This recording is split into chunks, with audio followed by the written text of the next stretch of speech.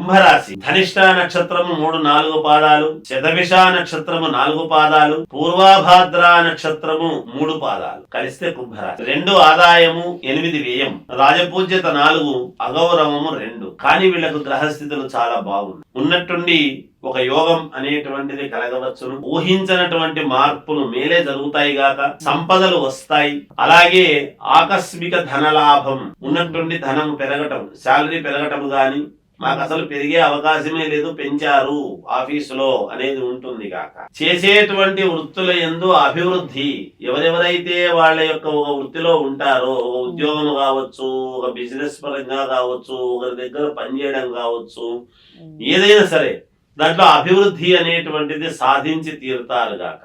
రాజకీయాలలో ఉన్న వారికి అత్యద్భుతం, యోగవంతము, అన్నీ నెరవేరటము, వాహన యోగము ఉంటుంది, గృహయోగము ఉంటుంది, లోన్లు వస్తాయి గాక, సముద్ర స్నానాలు చేస్తారు, పుణ్యము సంపాదించుకుంటారు, శుభకార్యాలలో పాల్గొంటారు, ఇంట్లో శుభకార్యాలు చేయాలనేటువంటి ప్రయత్నాలు చేస్తారు. 1వ నంబర్ కలిసి వస్తుంది, 9వ నంబర్ కలిసి వస్తుంది. వీళ్ళకు నంబర్ 1 స్థానము అని ఇవ్వవచ్చు, లేదా 9వ స్థానము, అమ్మవారి సంఖ్య అది కూడా బాగుంటుంది. అన్ని రంగులు ధరించవచ్చును, ఈ రంగు ఆ రంగు అనేది ఏమి లేదు, అన్ని రకాల ధరించవచ్చును. ఈ సంవత్సరము వీళ్ళు ఎక్కువగా అమ్మవారిని ఆరాధించాలి, అన్ని దిక్కులు పనికొస్తాయి గాక.